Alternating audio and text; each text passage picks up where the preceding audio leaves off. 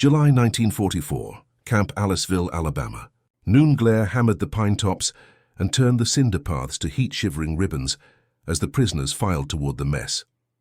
The air smelled of fried potatoes and new bread, hot canvas and creosote. Cicadas rasped in the trees. Veterans of Tunisia and Sicily tightened their belts by habit and braced for thin soup until a tray slid past and the shock announced itself in sound. The bright clink of glass, crown caps hissing, beads of cold running down amber sides. A standard 6.5-ounce bottle, the kind they had seen only in posters about decadent America, sat beside the metal plate as casually as a spoon. Some judged it a trick, an insult dressed as kindness. Others studied the raised glass script as if reading an order.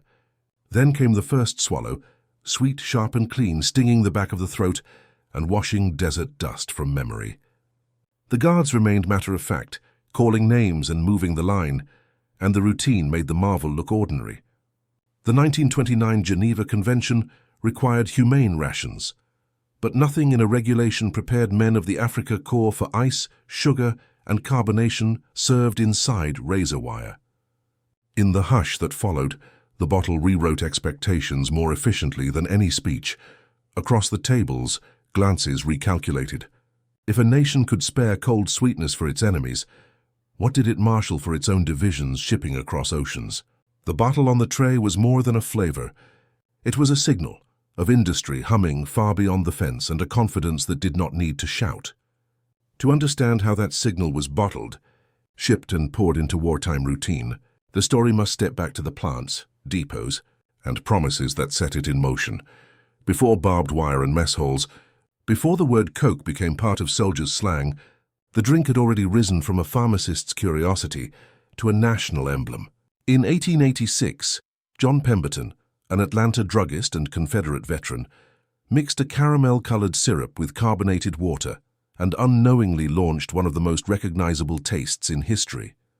By the 1930s, Coca-Cola's looping red script was woven into the fabric of American life, painted on barns, glowing from soda fountains, and advertised as a universal companion to leisure and optimism. It was the drink of the Roaring Twenties and the comfort of the Great Depression, bottled proof that pleasure could be mass-produced. Where the U.S. flag marked territory, Coca-Cola soon followed. Bottling plants sprang up across Panama, Cuba, the Philippines, and beyond, each one exporting not just a beverage, but the rhythm of American modernity, fast, efficient, confident. When Europe ignited in 1939, Coca-Cola was already positioned for mobilization. The company's leadership in Atlanta saw conflict not as a disruption, but as a logistical challenge to be mastered.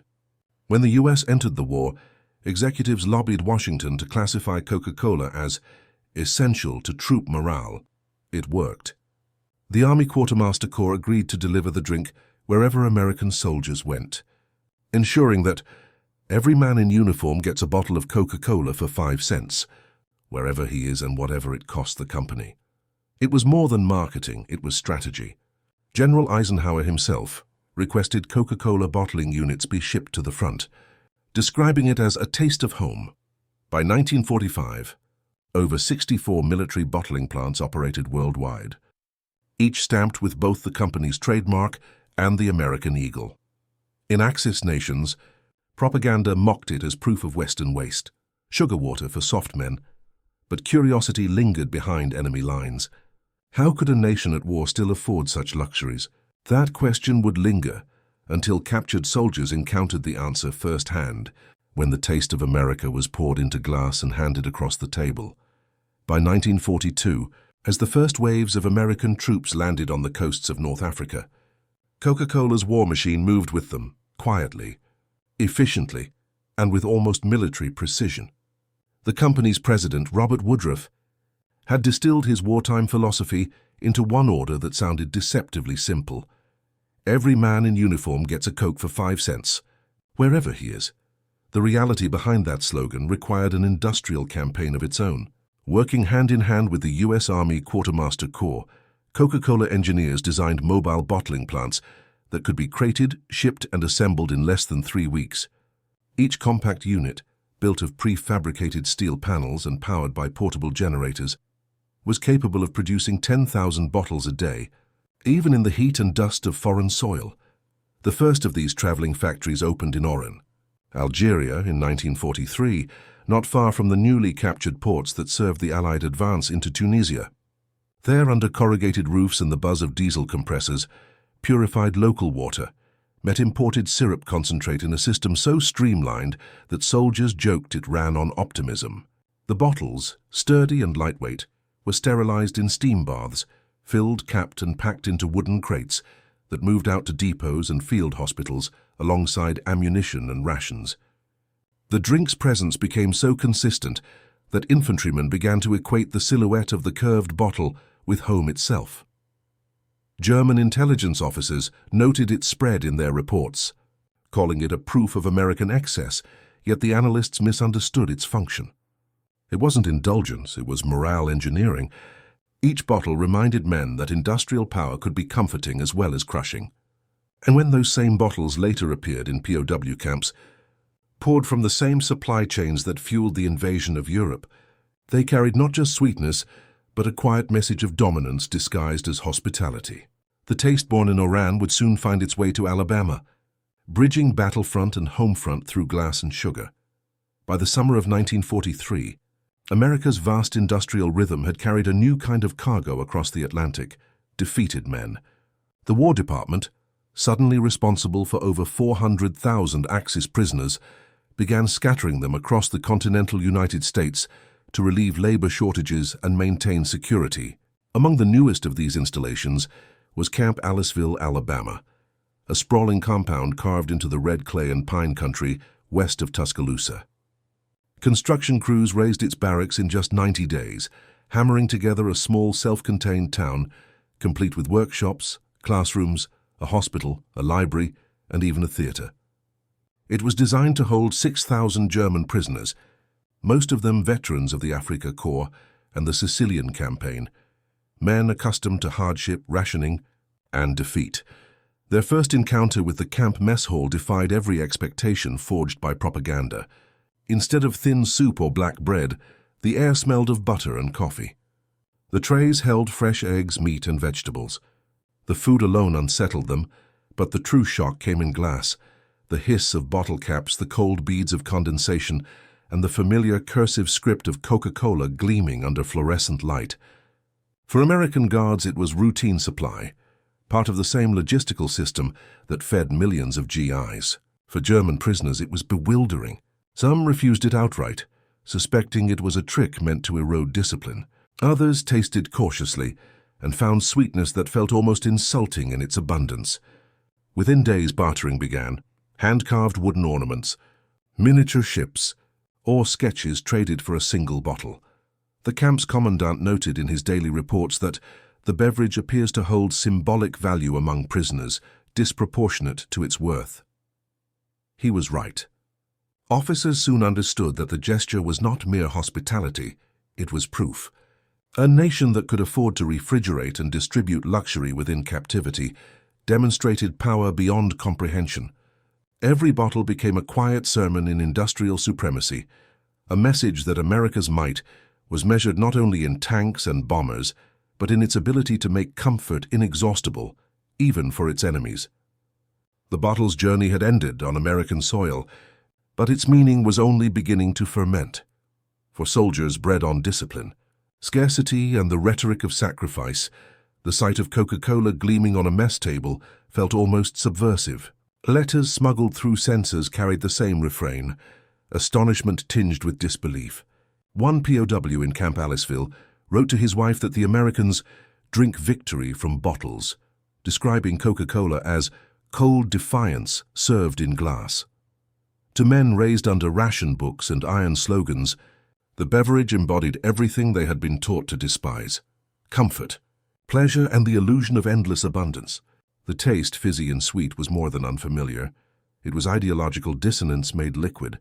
For years, Nazi propaganda had portrayed the drink as a tool of cultural decay, linking it to jazz clubs, advertising excess, and the moral rot of capitalism. And yet here it was, handed freely by the very soldiers who had defeated them. The irony deepened when rumors spread through the camp that Germany's own Coca-Cola branch had survived the war effort by creating a substitute. Under Max Keith, the director of Coca-Cola GmbH in Germany, the company had concocted a new drink in 1940 from apple pomace and whey, a wartime improvisation known as Fanta. When POWs heard this, laughter broke the tension of captivity. They called it a soda made of scraps for a country running on fumes. In contrast, every American crate of Coke symbolized a system that could wage total war without surrendering its consumer comforts. U.S. inspectors later recorded that camps with regular Coca-Cola supplies showed lower escape attempts and calmer prisoner behavior, a quiet confirmation that sweetness subdued better than severity. But beneath those statistics, a subtler transformation was underway. As Germans raised their bottles in mock toasts to defeat, many began to question the stories they had believed about their enemies. The drink that once represented decadence now hinted at something far more powerful. Civility sustained even in victory. In that realization, bitterness gave way momentarily to understanding. By late 1943, the chaos of capture had hardened into habit. Behind the barbed wire of Camp Aliceville and hundreds of other American compounds, daily life fell into a rhythm that blurred punishment and routine. Reveille at dawn, roll call, breakfast, and then the work details. Cutting timber in sawmills, sorting crops in canneries, or tending fields that fed the same military depots supplying the front. The Red Cross inspected frequently, ensuring Geneva Convention standards were not only met but often exceeded. The result was an environment that felt, to many Germans, both bewildering and humane. It wasn't freedom, but it wasn't degradation either. The real surprises came not during labor, but at mealtimes. 3 times a day, prisoners lined up for plates that mirrored an American soldier's ration: meat, bread, vegetables, butter, and beside them, a chilled bottle of Coca-Cola. Those bottles soon became the emotional punctuation of captivity. Guards later recalled that even the most stoic veterans of the Africa Corps softened when the caps hissed and bubbles rose. For a few minutes, conversation replaced silence. Men who had once marched through dust storms under Rommel now clinked bottles and shared jokes with their captors. The camp's German-language newsletter, Der Zaunpfahl, the fence post, even ran a cartoon depicting 2 prisoners debating whether Coca-Cola might one day replace interrogation, dubbing it Coca-Cola Diplomatie. Beneath the humor lay a subtle recognition. This was influence disguised as hospitality. To Allied observers, especially the army psychologists who quietly studied morale, the effect was unmistakable. Coca-Cola had become more than refreshment. It was therapy, routine, and propaganda all in one. It demonstrated a national temperament confident enough to extend comfort to its enemies. In that everyday ritual, America's industrial and ideological fusion became visible. The same assembly lines that built B-24 bombers also filled glass bottles with peace disguised as pleasure. For the prisoners, the war beyond the fences grew distant, replaced by a strange civility that made them rethink both enemy and empire. By 1944, Coca-Cola had become more than a beverage. It was strategy in liquid form. The U.S. government's approach to prisoner management rested on a simple but profound psychological principle. Moral superiority was a weapon. In a world where ideology defined battle lines, how a nation treated its captives became a measure of its civilization. Every chilled bottle handed to a German prisoner was therefore more than refreshment. It was a quiet declaration of power wrapped in civility. We can afford kindness, it seemed to say. Axis propaganda had long depicted Americans as soulless industrialists, slaves to their own machines, decadent and soft. Yet the reality inside US POW camps contradicted every poster and radio broadcast. The supposed barbarians served their enemies not only food fit for home tables, but luxuries their own civilians could scarcely.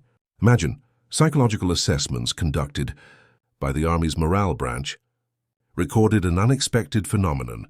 The better the treatment, the sharper the sense of defeat. Prisoners read letters from home describing hunger, cold, and shortages, then compared them with their own mess hall abundance.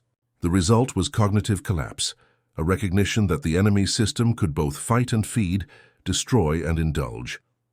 The most potent emblem of that realization was the Coca-Cola bottle itself. Fizzy, sweet, and symbolically inexhaustible, Historians later called this the diplomacy of sugar, a soft instrument of dominance that worked without coercion. By the war's end, many repatriated prisoners spoke of America with grudging admiration, recalling not the Guards' rifles, but the taste of cold Coke under an Alabama sun. That admiration would ripple into the post-war years, shaping West Germany's fascination with American consumer culture. In the age of total war, it turned out that ideology could be packaged, crated, and swallowed. Coca-Cola had proven that victory could be served in glass. By the final winter of the war, Coca-Cola's front lines stretched as far as the armies it followed. What had begun as a wartime morale experiment had become a logistical empire spanning 5 continents. By 1945, 32 mobile bottling plants, each capable of producing up to 10,000 bottles a day, moved in step with Allied advances from North Africa to the heart of Europe. In France and Belgium, newly liberated civilians soon discovered that the drink the soldiers carried was more than refreshment. It was a promise. In cafes still shadowed by occupation, the first bottles of Coke were traded, toasted and photographed as symbols of modern freedom. American GIs called it the pause that refreshes victory. For German POWs in temporary transit camps, that same bottle carried a strange dual meaning, the flavor of captivity, yet also of survival. When the Third Reich collapsed in May 1945, Coca-Cola trucks were among the first civilian convoys to cross into defeated Germany, rolling over the same roads once used for invasion. The sight was uncanny. In ruined cities like Frankfurt, Cologne, and Munich, faded swastikas gave way to red and white billboards, promising pause and refresh. For the first German prisoners released from US camps, the brand was a déjà vu of defeat, a familiar taste in an unfamiliar freedom. Some recorded in diaries that the Americans gave us Coke before bread, a line that historians still cite for its uneasy symbolism. It was both criticism and acknowledgement. The war had ended not only with armies but with advertising. In the wreckage of Europe, Coca-Cola became shorthand for reconstruction. It meant electricity, refrigeration, and steady supply, all things the continent craved. The same drink that had soothed prisoners now comforted civilians, transforming from a tool of soft power into an emblem of renewal. When the guns fell silent, one truth remained. America's most persuasive export was not a doctrine or a weapon, it was the idea that abundance itself could conquer. Behind every chilled bottle that clinked across a mess table, whether in the hands of a GI or a German prisoner, stood one of the most complex supply systems ever constructed. Between 1942 and 1945, Coca-Cola shipped over 5 billion bottles across the globe, a feat made possible by a military-industrial partnership unlike any other. Syrup concentrate, thick and dark as molasses, traveled in sealed drums under military escort, stamped war material priority shipment. A presidential order had classified the product as essential to troop morale, granting it the same logistical privileges as fuel and ammunition. The Army Quartermaster Corps oversaw the chain from Atlanta to Antwerp, coordinating with bottlers who operated under uniform specifications. Every bottle 6.5 ounces, carbonated to 3.5 volumes, sealed with the patented crown cap. The goal was not only consistency but identity. No matter where the soldier or captive drank it, the taste of America would remain the same. From Iceland's freezing ports to the jungles of India, local plants followed the manual down to the last detail. Sugar and water were purified to exact chemical ratios, bottles sterilized in steam chambers, crates loaded onto trucks that shared routes with tank convoys and medical supplies. It was in every sense industrial choreography. German POWs who had once managed Wehrmacht supply trains marveled at its efficiency. Some admitted that the US had achieved total mobilization, not just for war but for comfort. Even in the camps of Alabama or Texas, the same rails and depots that carried weapons also delivered refreshment. This seamless coordination embodied more than mechanical precision. It revealed a culture organized around abundance. While the Reich rationed and substituted, the Americans distributed sweetness by the billion. Coca-Cola's omnipresence became silent propaganda, proof that the arsenal of democracy could manufacture both destruction and delight with equal mastery. Each bottle served to remind the defeated that the real power of a modern empire lay not only in its armies, but in its capacity to make even luxury routine. When the war ended and prisoners returned home, tales of their American captivity sounded too implausible to believe. Families listening in ruined kitchens heard sons and fathers describe fresh bread, cigarettes, movies, and Coca-Cola served with every meal. At first, these accounts were dismissed as wishful distortions, softened memories of defeat. But when Wehrmacht veterans who had fought from Tobruk to Sicily began confirming the same detail, the clinking of bottles in Alabama and Texas, the story gained the weight of legend. For many Germans, it became shorthand for contrast. While their empire had starved, the enemy had waged war with abundance. What the Reich called decadence, America had turned into routine. Historians later traced subtle cultural aftershocks to those impressions. When Coca-Cola formally re-entered West Germany in 1948, its first and most enthusiastic customers were often former POWs. They recognized the bottle not as a symbol of humiliation, but as a relic of stability, a taste that had accompanied a strange kind of safety amid defeat. The company understood the psychology perfectly. Its marketing presented Coke as ein Geschmack der Zukunft, a taste of the future. Billboards showed smiling young Germans drinking under the same red script that had once adorned American mess halls. The irony was complete. What had once embodied defeat now sold rebirth. That transformation carried a deeper truth about the New World Order. Armies had conquered territories, but America's most enduring conquest came in glass. The same sweetness that once pacified prisoners now connected nations. Each sip recalled a paradox of wartime civility, the notion that an enemy could offer comfort without surrendering power. In post-war Europe, that memory became the seed of admiration, trust, and alliance. Coca-Cola had accomplished what no occupation could. It turned surrender into curiosity, and curiosity into friendship. When historians recount the triumphs of the Allied powers, they speak in the language of steel, of Sherman tanks, Liberty ships, and B-17 bombers. Yet beneath the roar of engines and the precision of strategy ran a quieter current of victory, one not measured in battles won, but in perceptions changed. The story of Coca-Cola during World War II revealed this other dimension of power, the ability to dominate not just through might, but through meaning. By flooding the world with a symbol of comfort and abundance, America demonstrated that moral strength could coexist with military supremacy. To offer sweetness to an enemy was an act of confidence so profound it bordered on the theatrical, proof that the United States could humanize without losing authority. That same philosophy would soon shape the architecture of peace. The humanitarian logic behind Coca-Cola's presence in POW camps echoed later in the Marshall Plan, in post-war reconstruction, and in Cold War cultural diplomacy. Former German officers, reflecting on their captivity, noted that America's power lay as much in its civility as its arsenal. Prosperity itself had become a weapon, predictable, persuasive, and irresistible.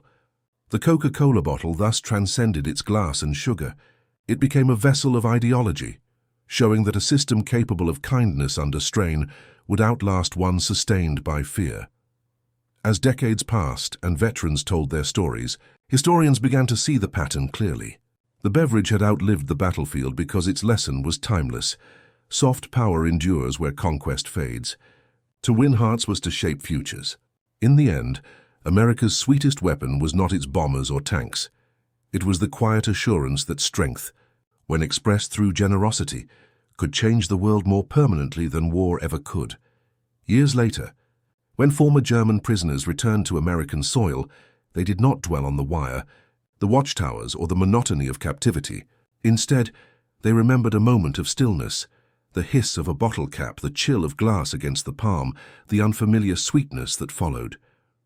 That first sip of Coca-Cola, taken beneath a foreign sky, had tasted like confusion at first, then relief, and finally something unsettlingly close to admiration.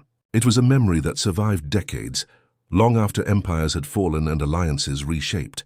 Beneath the taste lingered a realization that even in war, comfort could be an act of conquest, and compassion a declaration of power. The bottle that once rattled on prison trays outlasted the barbed wire, becoming a relic of quiet diplomacy. It proved that civilization's strength lies not in cruelty, but in constancy. the confidence to extend humanity even to those who once raised arms against it. From the dust of Tunisia to the red clay of Alabama, Coca-Cola had followed the American flag with unbroken loyalty, carrying not just sugar and carbonation, but the idea that freedom expressed itself best through abundance.